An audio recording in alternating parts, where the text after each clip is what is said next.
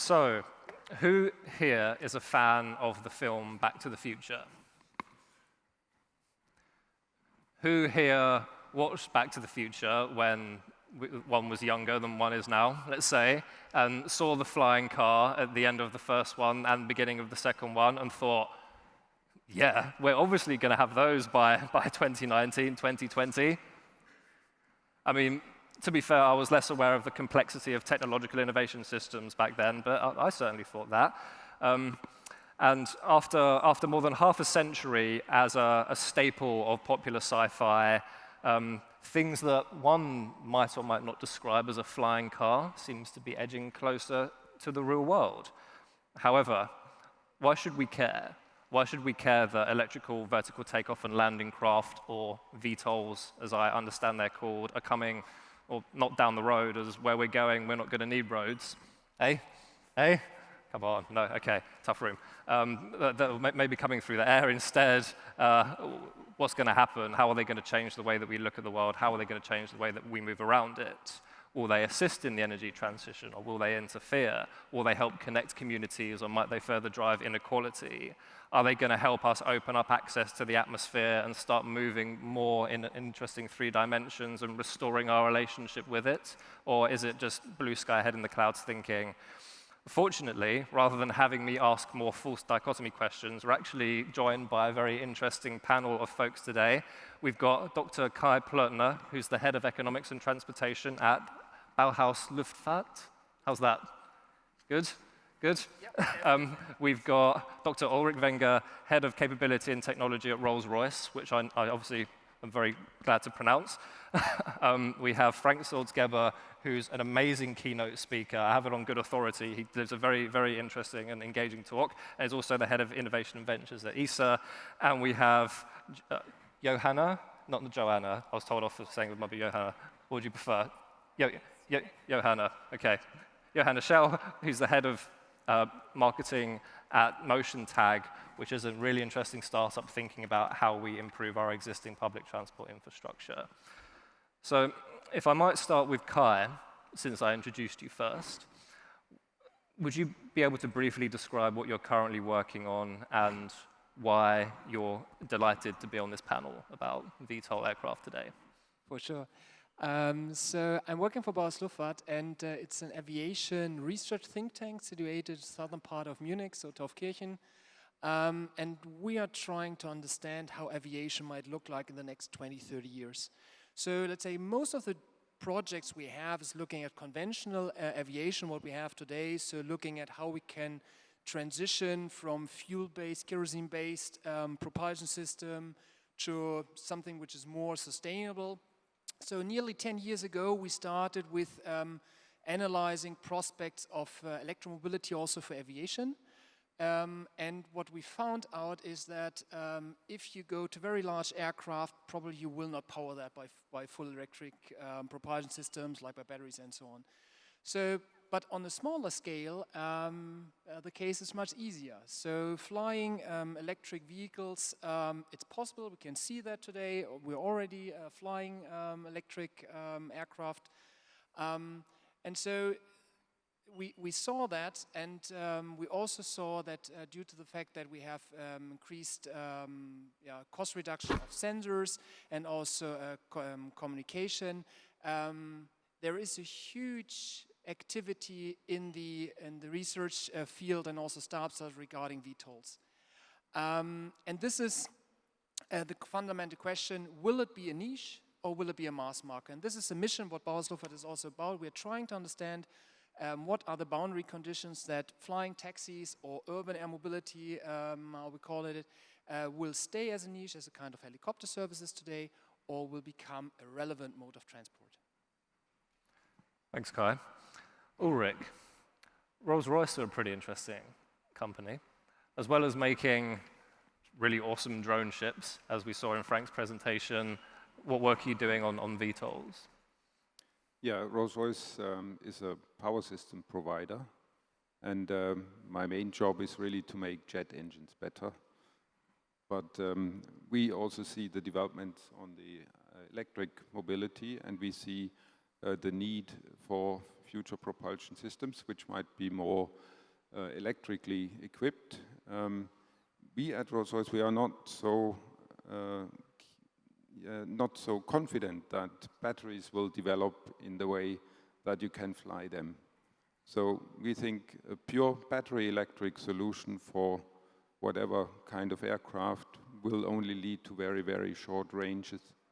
So what we are keen to do is bring the advantages of electric power and gas turbines together, because we understand very well gas turbines, and we think hybrid solutions have a bigger appearance or will have a bigger share in the total market of the future than pure battery electric solutions. So that's why we are researching on that. We have a number of programs since a couple of years already running. Together with Airbus, we are preparing the eFan X, where we replace one engine with a 2 megawatt electrically driven fan. And we are doing similar things at a smaller scale for a 1,000 kilowatt gas turbine, which we combine with electric system. And this kind of engine or propulsion system will provide a much better possibility to make today's helicopters much better. And we can have the advantages of potential electric, purely electric craft in one vehicle.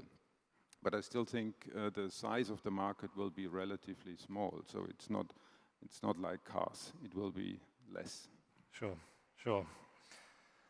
Frank, rockets, they need lots of gas to go really fast one way, so the rocket goes the other way.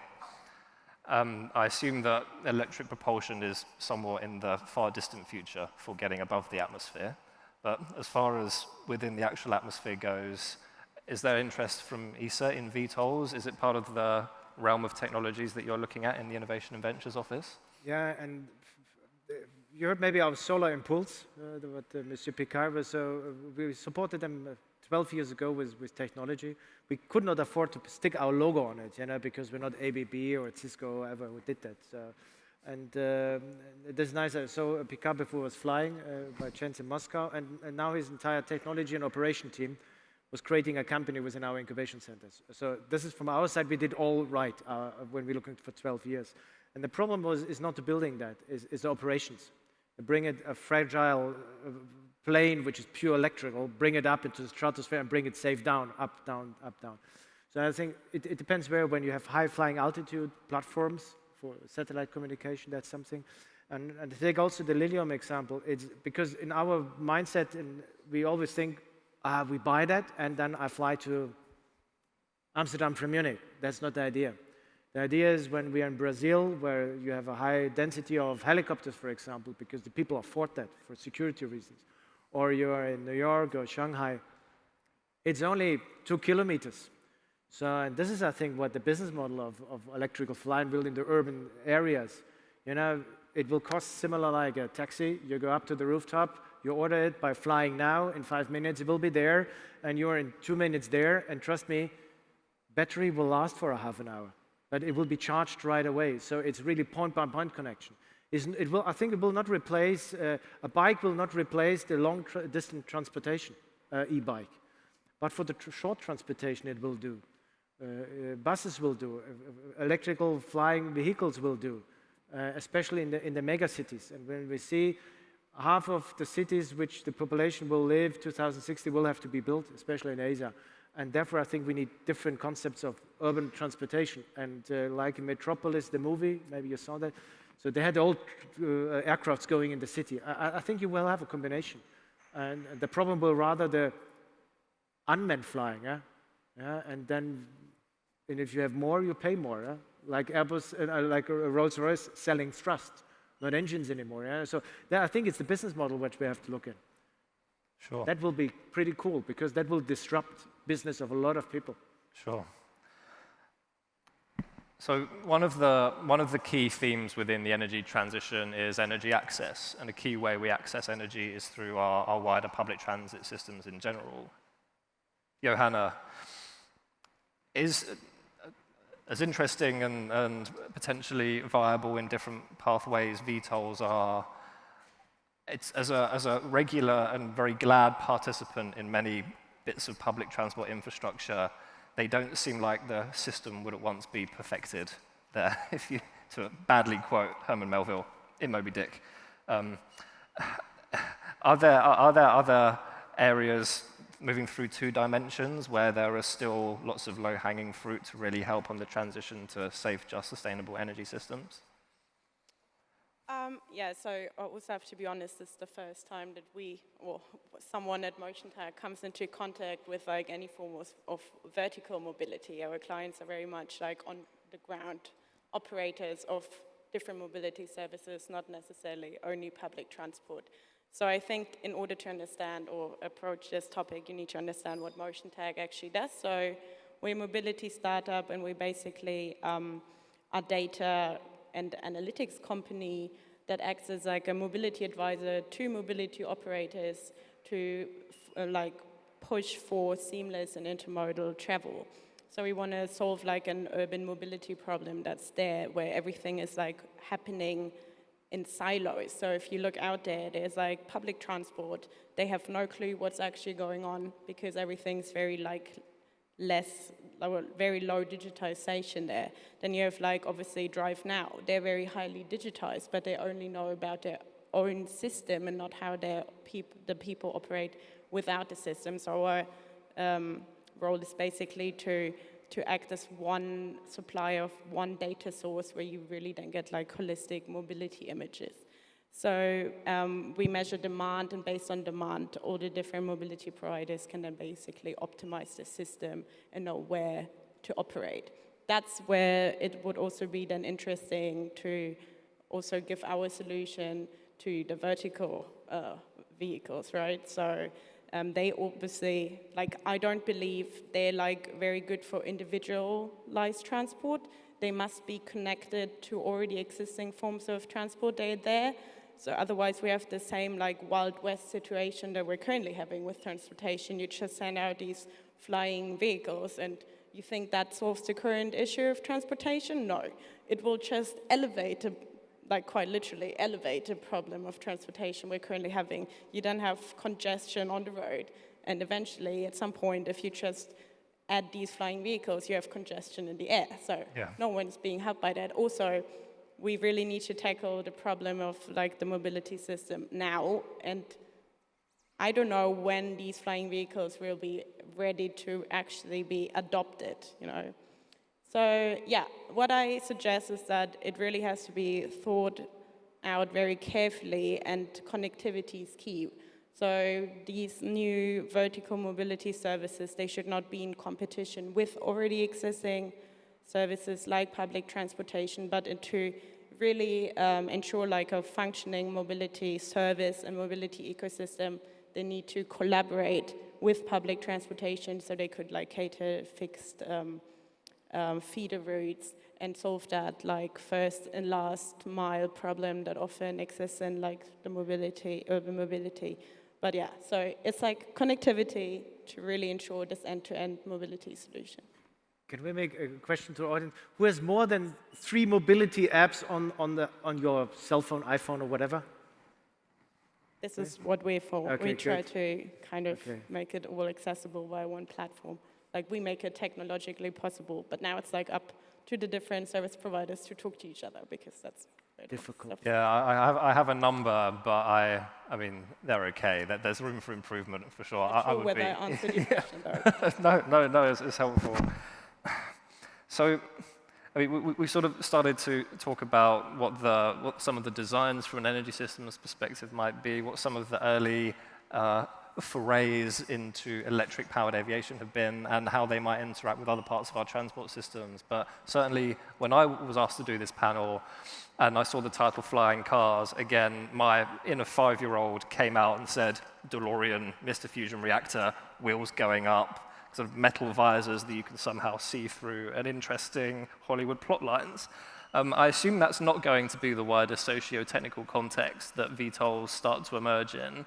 But one question I had is, you know, where do you envisage these things actually being and taking off, and how are they going to operate? Will they be more like a car or a helicopter, or more like a light aircraft? And how will they physically start to interact with the atmosphere and our transport systems?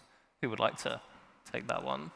I just step in here because I just see these VTOLs just like any other ride-sharing service. So I think we really need to integrate them with the already existing transport choices that we have. So you can imagine we could probably have like something like mobility hubs or transport harbors or whatever you want to call it. So they could take off, you know, on the roof of a station that's already there. On the station you find like a subway, but then it's also connected with like shared bikes. So you have that mobility hub. Take it quite literally. It's there. Yeah. And do they take off, or do they need like a little? Are they like, you know, like a Harrier where they kind of want to go down the runway a little bit and then gain ground? How do they actually? Is there a variety of designs? How do they work? I mean, this is a kind of battle between, let's say, the space requirements you have at the city, and also the performance or the thrust you need to install in the aircraft or in the vehicle.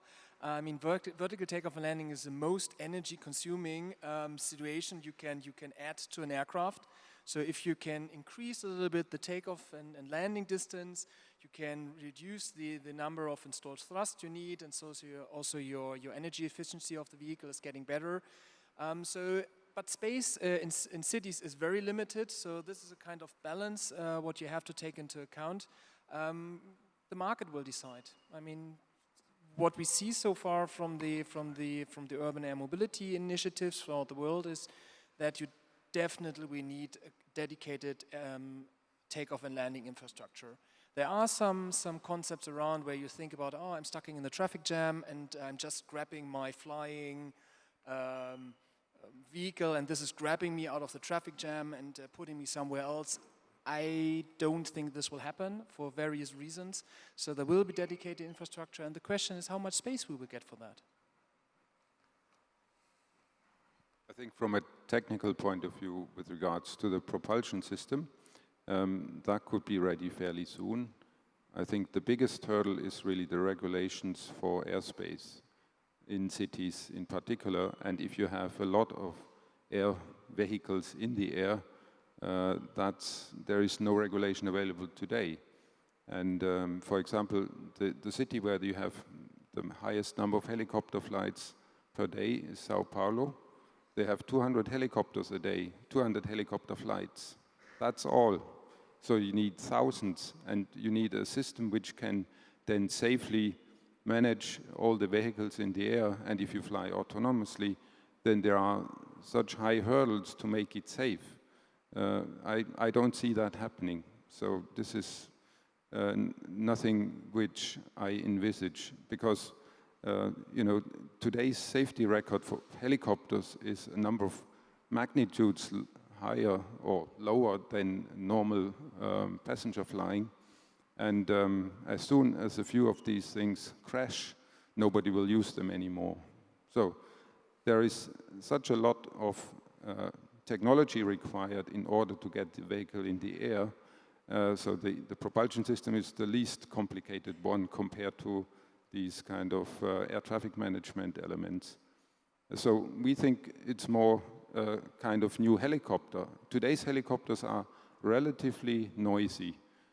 They have a poor aerodynamic efficiency, and that can be improved with a kind of electric or hybrid electric driven aircraft, where you can then distribute the power as you need it. So you can generate electricity on board and then distribute it to propellers, to rotors, whatever you like. You can switch it on and off.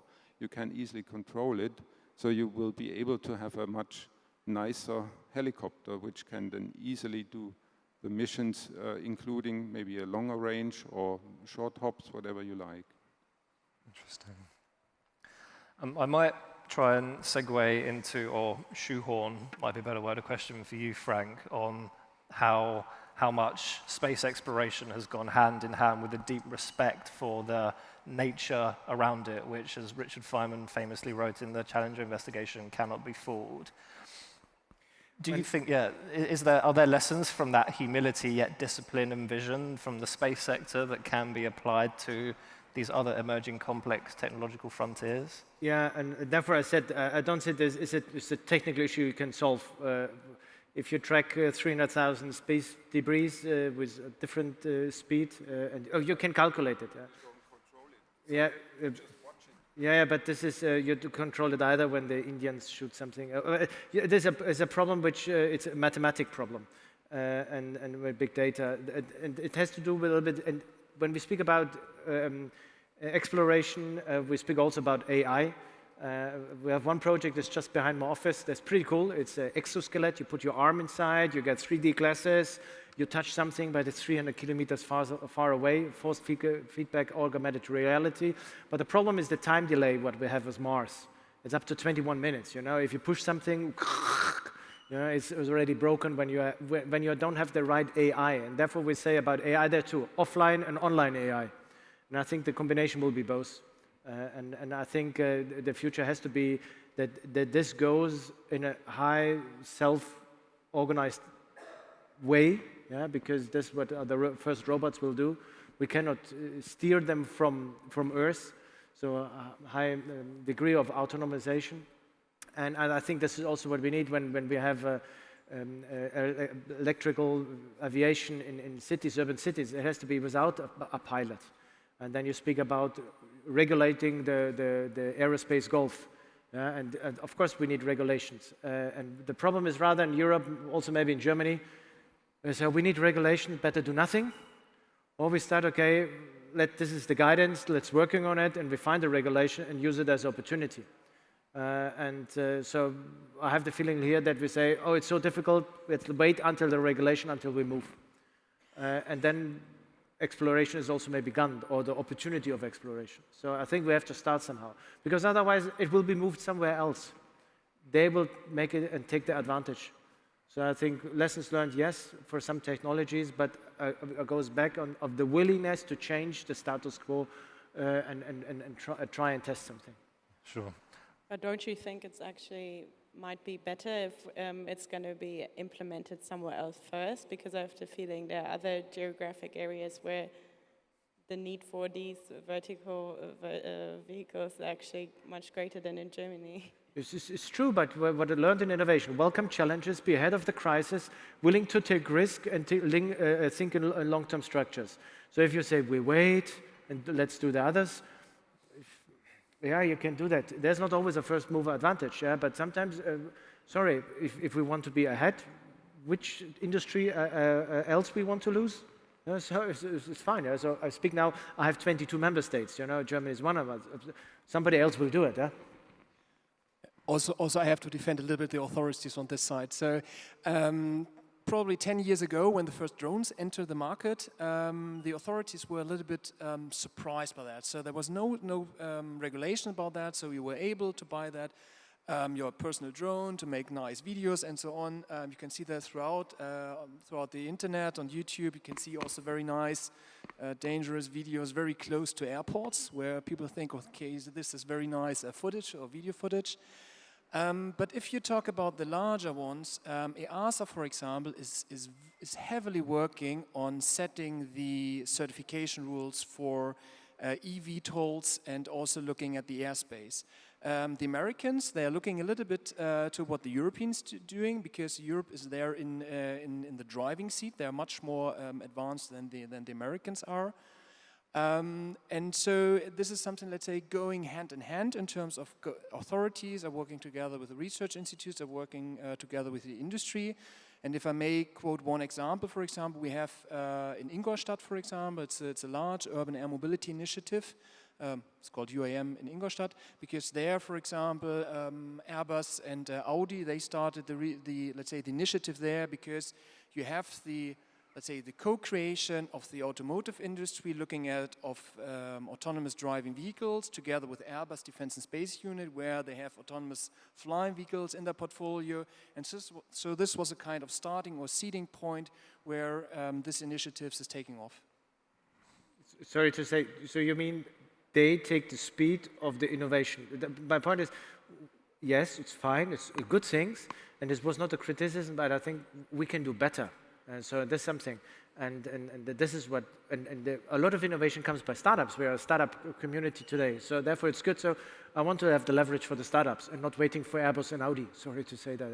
No, I mean, but what we could see since the last 2 or 3 years, because before that there was a discussion about, is it more a flying car? So at that point in time it was not quite clear, is it something we have to adapt certification or development rules of the automotive industry and apply that maybe to a flying vehicle? And since the 2 years it's getting much more concrete that we are looking about, it's an aviation product. So the flying vehicle has to be certified according to aviation rules. And for sure, you need to have some knowledge about that. You have to have some experience about that. And this is something that what also small companies have to learn. They have to anticipate that if they want to build a vehicle and they want to fly over highly populated areas, you have to stick to aviation standards and aviation safety rules. Which is fine, but my criticism was that we say, market is changing, the speed, how we change so how open is the system? How much takes response from the changing market into the regulations? We have the same problem in space. We have so many cool space startup companies where we say, it has to go about this rule, otherwise we cannot qualify it. Hey, we don't want to have a 15-year mission. We need satellites which fly in 400 kilometers orbit. So they only last 2 years. So disqualification limits our. So how open we are willing to change. Nature always changes, yeah, and adapt. Involve or die out. This is the normal in nature. So what we have to learn, we have to go with the involvement, you know, with the nature. This is what I say. You know, so you have to apply to the rule. I say, yeah, but this rule is the best with e-scooters. You know, how long? I was driving the first scooter. Okay, it was not a benzene one. You know, 15, 16 years ago. Berlin, nobody cares. In Bavaria, you got arrested, yeah, because the police was different. So, but it took 15 years until we have legislation. So this is what I said. It's a pity, yeah? Why don't take it positively and say, well, there is a need, there's a demand, things is changing, how we can support it. Yeah, it's not about having no rules. Frank, you mentioned, no, it's helpful. In your talk, you showed a picture of the International Space Station. Has anyone seen the ISS when it passes over at all? Put your hand up. Oh, yeah, I'm a huge sucker for that. I have the app on my phone. It gives you the notification. At the time, it's the brightest object in the night sky. If you catch it in the early evening, it has a slightly golden tinge to it. I will regularly annoy my partner in the middle of a TV program and be like, "There, the ISS, let's go look at it." Again. I'm trying to watch Downton Abbey, David. What are you doing? Anyway, it's, you know, when that goes over, I'm perfectly happy for that to go above my back garden at an altitude of 250 miles or whatever it is. If someone was going to say, deliver a burrito via drone over my back garden, I'm not too keen on that. So there's probably some kind of spectrum in between. It's between, yes. The thing is with, I think you have to be lightened twice by, you be twice hit by the light, by the flash. It's the same risk you have to be hit by a space debris, yeah? So that's... Sure, right, yeah. And Johanna, so I know from part of the studies I did quite a long time ago into energy systems and adopting new renewable energy infrastructure in places was how important genuine dialogue with the local community is. You know, if you come in and say, Earth is going to heck in a handbasket, we need to build wind turbines, and you're just going to have to lump it, you tend to get a bit of opposition. If you come in from a genuine place of humility and say, hey, look, here's this new technology, we think it could work here, we see all these upsides, we'd actually like to figure out a way of involving you as the local community stakeholders in not just the location, but maybe even some cooperative venture around this thing. Not only does the technology have a better chance of moving forward, but it also often tends to move forward in a more systemically sustainable way because that more participatory approach internalizes potential unforeseen issues before they come up. I imagine with better ways of aggregating and improving public transit systems that you might have less people saying, not in my backyard, and more, yeah, I want that bus to go past me because it's on time and I can get on it all the time. And we talked earlier about how, you know, what kind of role are VTOLs going to have? Are they going to be the very useful applications of air ambulances, police, Coast Guard? Are they going to be early adopters by premium customers, or might they have a more integrated role into our transport systems? Do you think there are lessons that could be learned from ironing out some of the creases in public transport infrastructure that could apply to making VTOLs more sustainable and inclusive, if that's not too much of a complex and slightly loaded question? Perhaps on the long term, like, I think I'm very biased because I think it's an exclusive mode of transportation in the beginning. So that's why it needs to be integrated. That's why it only should be covering the shorter routes. That's why, I don't know, that would be my question to the panel. How do you ensure that it actually becomes an inclusive mode of transportation that like a broad society can actually afford?